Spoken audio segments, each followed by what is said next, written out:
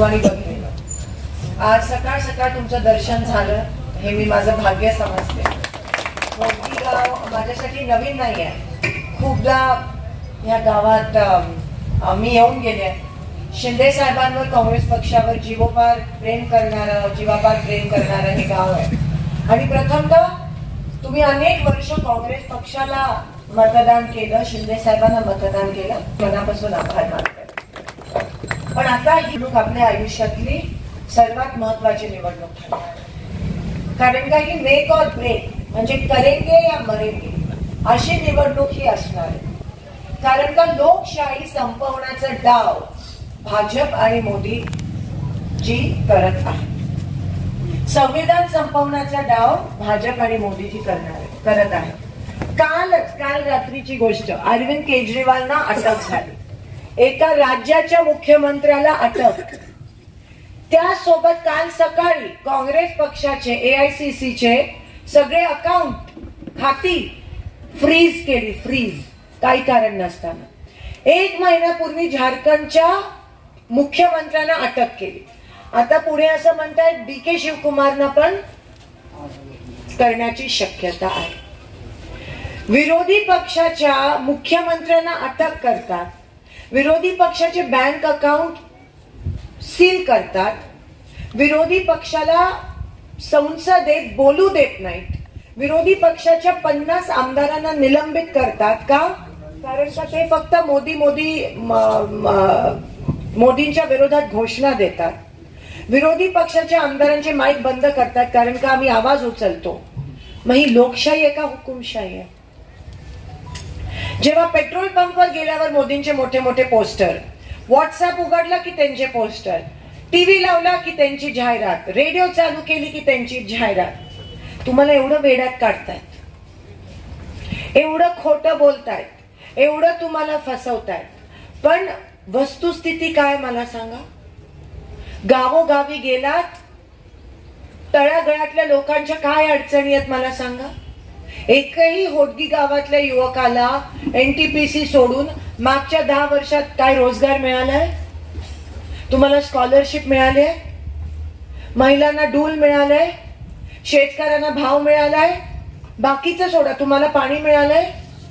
जर काही मिळालं असेल तर ते शिंदेसाहेब आणि काँग्रेसच्या काळात. त्याच्यानंतर दमडी मात्र तुम्हाला काही मिळालं नाही. आणि इलेक्शनच्या तोंडावर 2 रुपयांनी पेट्रोल कमी करतात. कोणतं? 300 रुपयाचं पेट्रोल 1300 झालेलं. आणि इलेक्शनच्या तोंडावर फक्त 2, म्हणजे आपलं भीक देत आहेत का? आपण भिकारी होत का? 2 रुपयांनी कमी म्हणजे अजून किती फसवाल तुम्ही आम्हाला? अजून किती येड्यात काढणार? आणि तरी पण आपण जर भाजपला मतदान केलं तर आपणच आपलं नुकसान करून घेतो. आपणच आपल्या पायावर कुऱ्हाड मारून घेतो. आणि अशा काळात जेव्हा लोकांची दिशाभूल होते, जेव्हा लोकांना फसवलं जात आहे, जेव्हा पीक विमा मिळत नाहीये, जेव्हा शेतकऱ्यांना भाव मिळत नाही, दुधाचे दर मिळत नाही, पाणी मिळत नाहीये, तेव्हा आम्ही काँग्रेसवाले गप्प बसणार का? आम्ही घरातच बसणार का? मग तुमच्या बाजूने कोण उभं राहणार जर आम्ही घरात बसलो तर? आणि म्हणून आज आम्ही इथे आलो आहोत, गावोगावी जात आहोत. कारण का सगळीकडे मोदीजी खोटं सांगायचा प्रयत्न करतायत, पण तुम्हाला खरं कोण सांगणार? आम्ही नाही आलो तर कोण येणार? कारण का सोलापूर जिल्ह्यात सोलापूर लोकसभेत 5 आमदार भाजपचे आणि खासदार पण भाजपचे. मग ह्यांना उघड पाडायचंय, ते कोण पाडणार आमच्याशिवाय? आणि म्हणून आम्ही येतोय. तुम्हाला ही वस्तुस्थिती सांगणं महत्वाचं, नाही तर परत तुम्ही फसाल. पण आम्हाला काही भीती नाहीये. माझ्याकडे तर काही सोसायटी नाही, बँक नाही आणि कारखाना नाही, म्हणून मला ईडी-बीडीची काही भीती नाहीये. मी बोलणार भाजपच्या विरोधात. आणि मी नाही बोलली तर कोण बोलणार? तुमचे आदरणीय दोन्ही खासदार तर बोलले नाही. म्हणजे ते इतके कार्यक्षम ठरले की प्रत्येक वेळेस बदलावा लागला. आणि आता तर त्यांना कोण सापडतच नाहीये. बर, पंतप्रधान तुमचे, मंत्री तुमचे, खासदार तुमचे, आमदार तुमचे, पण सोलापूरला साधा विमान सेवा पण सुरू नाही करू शकले. सोलापूरला साधा पाणी नाही आणू शकले.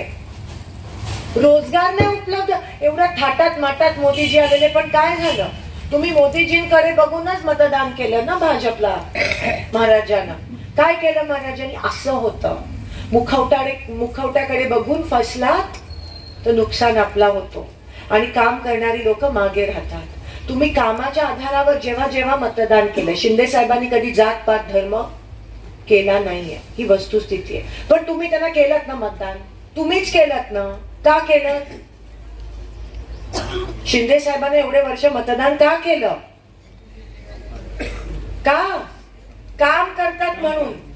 मग बाकीच्यांना जात पात बघून जर मतदान केलं, उदाहरण, त्यांनी काम केलं नाही केलं. म्हणून काम महत्वाचं आहे लोकशाहीमध्ये. जे तुम्हाला जात पात धर्माच्या विळख्यात अडकवून मतदान करण्याच्या प्रवृत्त करतात ते लोकशाहीच्या विरोधात असतात आणि त्याच्यामुळे नुकसान आपला होतो, त्यांचा फायदा होतो. पण हे आपल्याला दिसत नाही.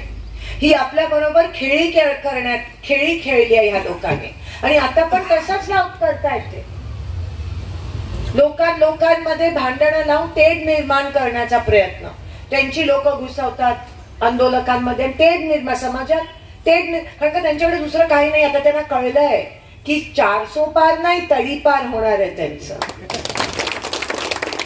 आणि म्हणून कदाचित त्यांना ठिकठिकाणी उमेदवार मिळत नाहीयेत आणि म्हणून अटक करतात, म्हणून सील करतात. स्ट्रेट फाईट लढा ना, लोकशाही पद्धतीमध्ये इलेक्शन लढा ना. ही पद्धत कोणती आहे? जेव्हा तुम्ही असं करता म्हणजे तुम्ही घाबरलात, म्हणजे तुमच्या पायाच्या खालची जमीन सरकली. हे सगळं तुमच्या समोर येणं गरजेचं आहे. म्हणून आज आम्ही आलो.